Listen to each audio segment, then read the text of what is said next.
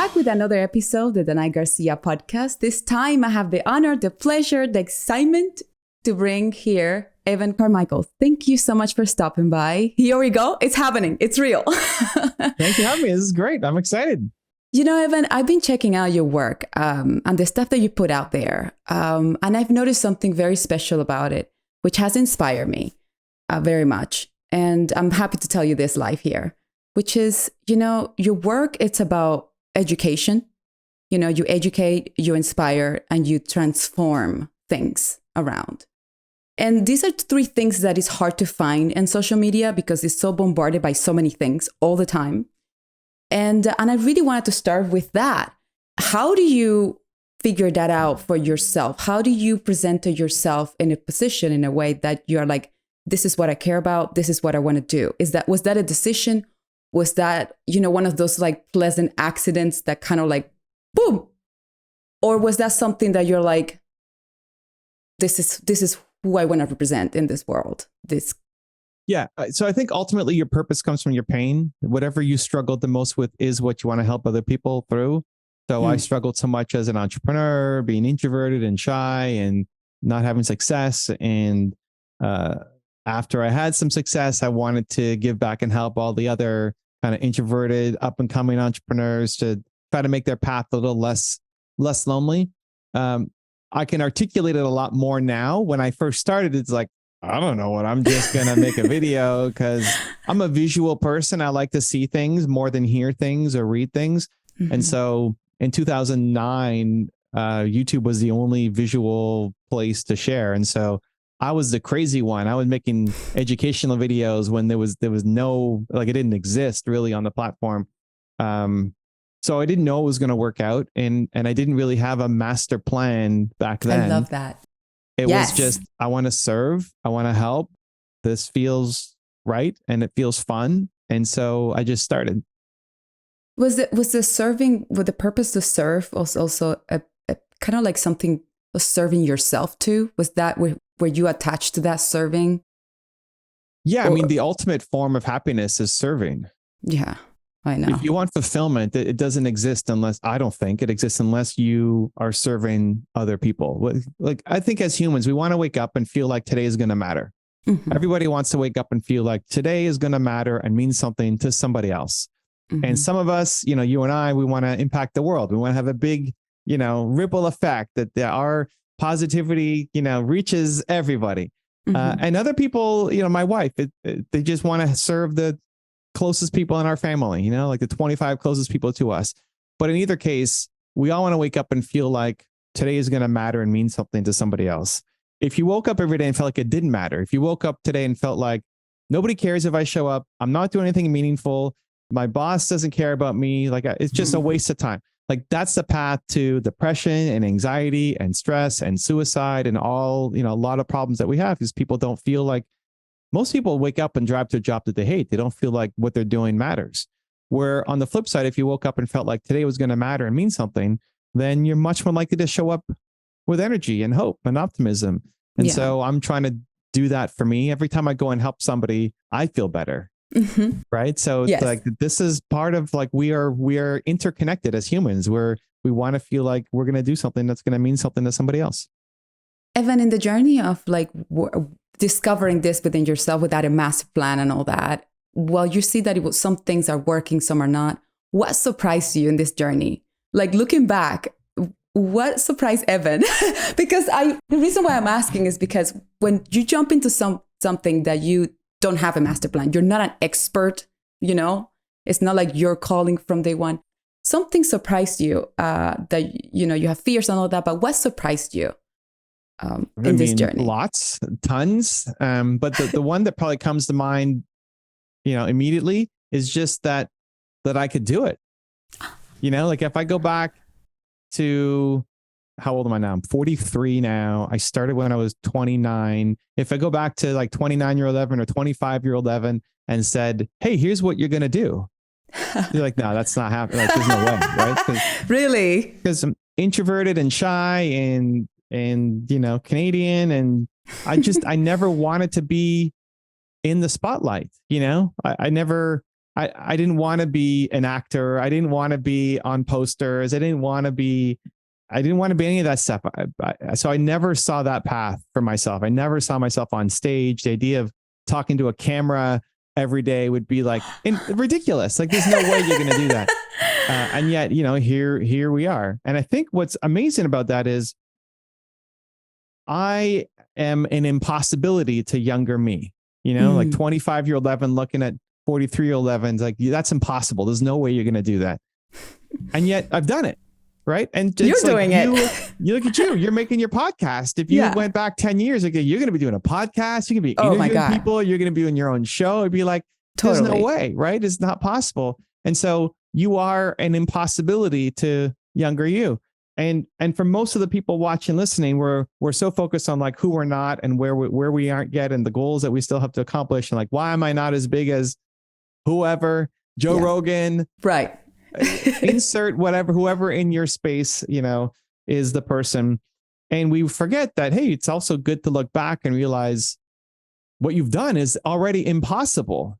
Totally. And what I try to do with that then is recognize that, well, there are millions of people who are currently like you and like me who feel like it's impossible. And so by sharing your story and sharing what you went through and sharing where you're struggling and what you had to overcome, it actually inspires somebody else to get started on their journey where they may not learn from a Joe Rogan or an Oprah Winfrey or a Tom Cruise or whoever like your hero is. That person may be too far out of reach and like, well, that's not possible. But in you sharing your story to say, okay, well, if she can do it, maybe I can too. Yeah, it's something that you pass on without noticing. And that's exactly what happened to me. I came to Los Angeles and I just, everything seems so impossible and so difficult. But by chipping away every little day, it just it became tangible, real. I started believing it and I just kept going. Evan, when you touch, audiences, and what it is the one thing that you feel like it's a repetitive, like people lack, like the one thing that we don't actually, the struggle, like what is the one struggle that you're like, this keeps coming back and it surprises you? So if I flip that on you for a second, what is your most important core value? My core value, I would call it I want to wake up every day feeling that I have a journey, like faith, like, a goal, like the thing. So if you had to pick one, what would you pick? Faith, journey, goal? Faith, journey. I think faith is, once I have faith in it, it's done. Okay. And whatever. Yeah, I mean, I put you on the spot and... No, it's okay. Yeah. No, that's why we're here. So I like going through this exercise with people, and I wrote a book on it called Your One Word, where you figure out what's your most important core value. Because when you figure out what that is, it gives you alignment, because you can examine your life, you can examine the people around you, you can examine the work that you're doing. And if you lose faith in something, it's going to be hard for you to stay in that relationship, in that business, in that career, in that whatever it is. And so why I answered that way is because the question of what do you think most people are missing? Well, I'll think that most people are missing belief. Like belief is my one word. I want people to believe in themselves more. I think it's the world's biggest problem. Your version of that would be no. Faith is the world's biggest problem. Now, faith and belief are like pretty close. It's kind of like what I meant. Yeah, it's like the same thing. It's kind of like the same thing. Yeah. But somebody's one word might be love. And so like, what's the biggest thing missing in the world? Well, love, if you talk to that person. And so I've done this exercise so many times with people. And one, I found it's always positive. Right. Nobody's one word has ever been hate or death or killing or something. It's always something positive, which is great. Right. Like it means humans are good. We at our core are good. But then also it's almost your duty to go off and share that with the world. And so I'm trying to give more belief to the world. You're trying to give more faith to the world. Other people are trying to give more love or freedom or whatever it is to the world. And that becomes our responsibility we need to give it to ourselves. Like my biggest problem is I don't believe in myself enough to do the next thing. Your biggest problem is not enough faith in yourself to do the next thing. Right. And it's also like for ourselves and then what we want to give to the world. Right. And I guess we all try to find our own way to doing it, right? Like I'm trying to do it through YouTube videos and interviews and shows and, all this kind of things. And you're doing it through the work that you're doing.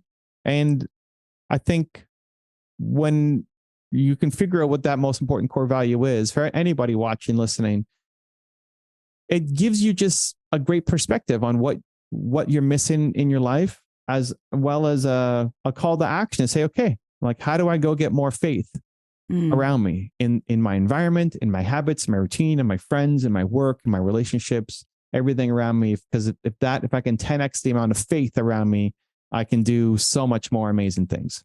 Totally. There's a part of this book called Think and Grow Rich by Napoleon Hill that says, if I make you believe in me, I will believe in myself. And that way we can believe each other. And it's like a domino effect. And I love that question. Asking good questions, you get good answers. Evan, with all this, you're like a social media podcast, YouTuber, digital. You really started this kind of revolution, I call it. It's a wave that it keeps going. And now it's expanding to AI. Now it's expanding to all this kind of like little strings that are kind of like forming this huge net. If you're not on top of it, it gets overwhelming in life. Like where do you position yourself to like get on where? How do you feel about this kind of like world that is speeding so quickly with information? How do you find that focus to be like, okay, I have my faith, but it's overwhelming? Like how do you find that kind of place? So is there a routine? The first step for me is flipping it to get excited. So when something new comes out, it's like, okay, I'm excited to go learn that thing. AI comes out. Cool. Let's go learn about AI. It's like expecting to suck at it. I don't know anything about AI. I don't know how to program AI. I didn't know how to do anything inside of AI. And okay, let's go learn. We're filming this video on the day after Instagram or Facebook just launches Threads. Right. So Threads just come out. It's a Twitter competition. And most people are like, oh my gosh, Threads, another social media thing. Why do we need another place to go and doom scroll on? And great. Like let me learn about Threads. This is exciting. I just try to teach myself that when there's something new, let's go learn it. It's exciting because the rate of change is not going to go slower. Right. I agree. So this becomes your key adaptation technique, is that anytime something new comes out, get excited, go learn about it. This is how you can start to win. And for anybody who is earlier on in their journey, whenever something new comes out, that actually becomes your secret hack to go off and win. So if you're trying to get started and you're on Twitter, it might be hard for you to win right now because people have already been, it doesn't mean that you can't. So you start creating, great, but go to Threads. It's brand new. It's all the people who are on Twitter, like, don't want to go to Threads because they built up their audience. All the people in Hollywood didn't want to go to YouTube. Right? Like, where's Brad Pitt's YouTube channel? He should be crushing right now. Totally. Because he doesn't want to start over, right? This is the problem, is like people don't want to start over. And I don't know anything about Brad Pitt. No shade at Brad. But like some people make the jump, like Will Smith made the jump and like starts blowing up on YouTube. But a lot of people don't. A lot of people stick to one platform and then they slowly become irrelevant. And so when something new comes up, this is your chance to go off and win. Like, you might not beat Joe Rogan at podcasting, but you can beat him on Threads, or you can get close to him on Threads. And a lot of the people who are winning in that first platform just don't want to go and start over on the second one. And so this is your chance to get ahead. And so whether it's AI, whether it's Threads, whether it's an update to the YouTube algorithm, whether it's whatever the thing is, there's more coming. and there's more coming too. So training yourself to be the person who gets excited for new changes, because that's your chance to go and win, have a bigger impact, make more money, like whatever actually drives you, spread more faith, right? Whatever actually is driving you, this is your opportunity to go off and do it. And so for me, that's always been the default, where like, okay, well, I don't know if it's always been a default. I think I've trained myself to get more excited about the new things that are coming up. And I just go in with a student mind, expect to suck, like somebody asked me about Threads today, like, hey, what's your Thread strategy? It's like, I don't know. I'm 2 days in, like, I'm trying to figure it out. I don't even know what this is yet. I'm maybe not the smartest person, but I'm trying to understand it as we go. Or when some new AI tool drops, okay, let's understand what the heck this thing even does and learning how to use it. So, but it's just getting excited about it and putting in a little bit of effort to learn how to do it. Because so many people, they just get stuck on, I don't know how, and it's new and scary. And so I don't do anything, where really you're actually not that far away from making momentum if you just put in a little bit of effort. I know. I feel like everybody's so scared to be in the unknown. And we're living in a world that you have to be comfortable with the unknown all the time. I mean, it's one of those things. Otherwise, it's okay. And I feel like you have find that thread. I learned that coming to America. You come from another country and you're like, if you know anybody that comes, you're like, I am in an unknown place. I don't know the rules. You get used to that. You get used to that. Even the excitement that you talked about, you find ways to get excited about even the unknown, knowing that you might suck. There's even I laugh about it because it's like, it's like you're still a child, but you learn how to be okay, not knowing what you're going to learn in school. You might suck, but here we go. So how do you teach that? Do you just like tell them, suck it up? Is that how you talk to your, like, how do you teach that? Like, hey, you're falling into the crack of like wanting to fix things, wanting to be perfect. So who am I teaching in this scenario? Right. Somebody open to win or no, like, so there's different people. Like there's first is teaching yourself. Right. Because how often are we not doing the things that we might be teaching, but you're not doing it yourself? Yes. So if it's being open to new things, when thread drops, okay, I got to go learn it. Like, let's go figure out this new thing and see how I can apply it or not. So are you, am I? I'm teaching myself first to live by this way.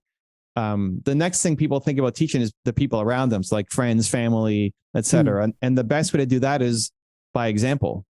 So if they see you doing it, they're much more likely to do it. A lot of times people, parents, friends, whatever, everybody's got an opinion what you should do with your life, but like, are they living their dream life? You're like, no. Right. Like, Danay, don't start this podcast. Okay, but why? Like, are you doing a podcast? Are you living your best life? No. So there's a lot of people just giving opinions without actually ever testing or trying anything themselves. And so the best way to pull them along is not just to give them more opinions, but to show what you're doing. Lead by example. You get excited by this new thing that's coming up, and then they might get it. Oh, that's an interesting way to look at it. I didn't think about that. Like, the environment matters a lot. If you're teaching to the world, then it's content. Like, what kind of guests are you going to have coming on your show? You're going to have guests who come on talking about hope and positivity and optimism and adjusting to the climate changes? Or are you having guests coming on saying, this is stupid and, this person should be fired and just causing drama? Like, there's lots of different shows. And honestly, the negative shows do better than the positive ones. If I came on and started talking about Biden or Trump or whatever, conflict. It would blow up more because people love consuming the negativity more. People would rather be entertained and look at how bad somebody else's life is instead of trying to be educated and fix their own life. Right. So like, I have problems, so I'd rather look at somebody else's problems and realize they're much worse than try to fix my problems, because that's a lot more work. And so do you think that comes from like, what do you think this whole thing about, because again, so much is out there. What do you think we gravitate towards negativity a lot more when we know it doesn't make us feel good? Because it definitely drains you. It causes an impact. I think it's biological. It's like, it's like from the history of us struggling, right? Has to be. I mean, I don't know. I'm not a scientist, and I don't have all the answers there for sure. But like, why do we slow down and look at a car accident? Even if it's on the other side of the road. Totally. You can get hit by looking at somebody else. Like, if a fight breaks out on the street, it's like, you want to see what happens. Like, where we are, I don't know where it comes from, but like it definitely is that people would rather consume negative things. Like, if my first video was the top 10 rules for Kanye West and it was positive things you can learn from Kanye. If that was a negative, like top 10 stupidest things Kanye has said, it would do so much better, because I think if I'm looking at it from the perspective of what I do, is like we would rather see people fail than try to build ourselves up. Right. You know, it's like, oh, look at Danay. She's got her podcast and she's been on movies, and look at her building her life, and she made it out, and now she's in LA and she's such a big deal, and yada yada yada. And it's easier for me to try to tear you down and want to see you fail than for me to say, like maybe I can fix my life. Maybe I can go to LA too. Maybe I can start a podcast. Maybe I can, and whatever the things are that, you know, jealousy is really just inspiration that's been mutated. Oh, wow. If I'm jealous of you, I'm actually inspired by you, but I don't know how to handle it. So I take it negative. Totally. So it's easier for me to tear you down than for me to try to work on myself, because I don't have to do any work that way. Right. It's like, but she like totally sold her soul to go do that. And I'll make up some stuff that like doesn't even make sense, but it allows me to stay where I am. Right. So that's why a lot of even our friends and family will often say not to go do something, because if you go off to LA and you start becoming a movie star and you start meeting people, what does it mean for me? You know, like you left me behind, and now my life sucks because you're showing what's possible. And I'm living in a fake reality. I don't want to accept that. So it's not possible. You must have had to do something super scammy to be able that is wrong. Yeah, terrible. Yeah, like you killed somebody or whatever, you know. You hide someone in the closet and it's not coming out. So I think that's like doing work on yourself is hard. Very. Learning new skills and making new connections and going to a new country or new city is hard. It's really hard. And we don't want to do hard things, but your great life is on the other side of hard things.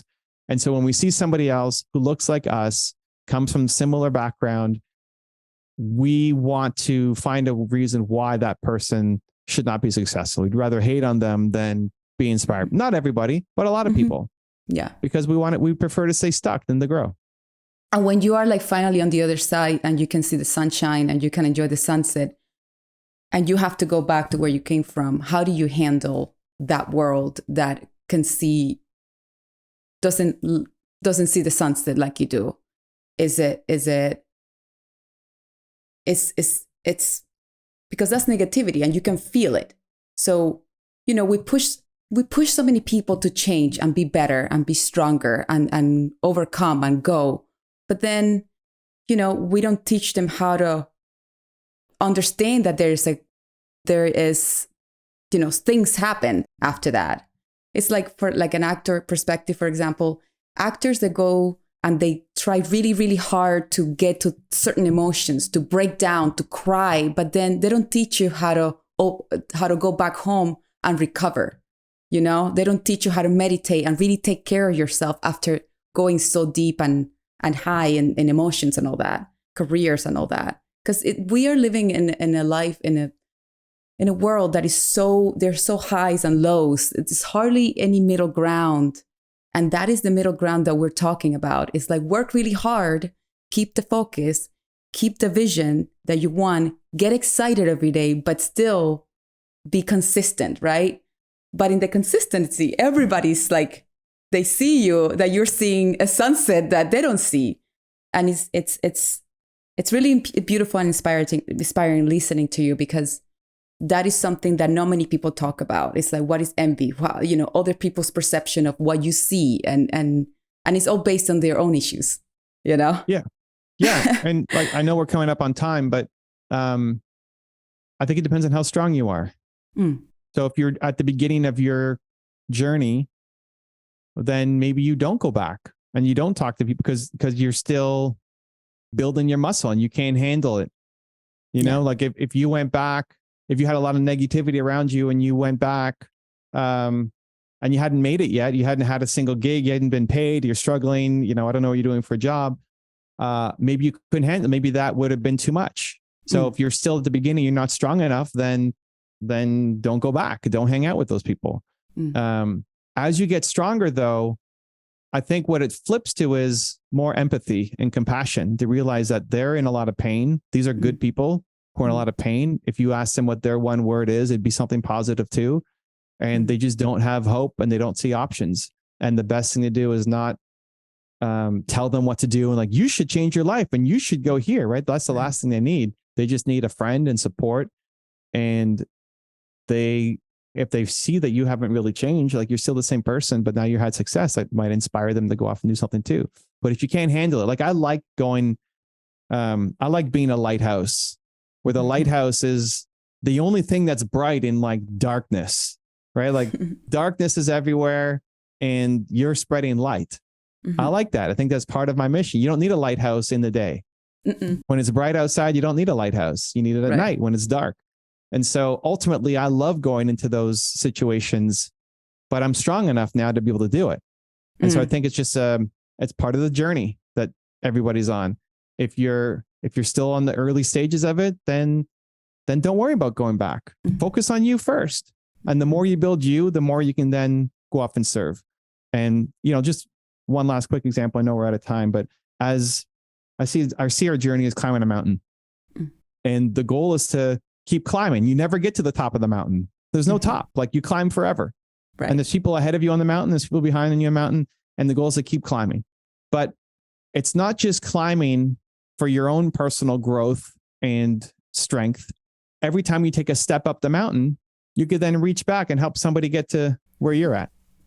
So if you're at step 8, you can't help somebody get to step 400 because you're at step 8, but you can help them get to step 1 or step 7.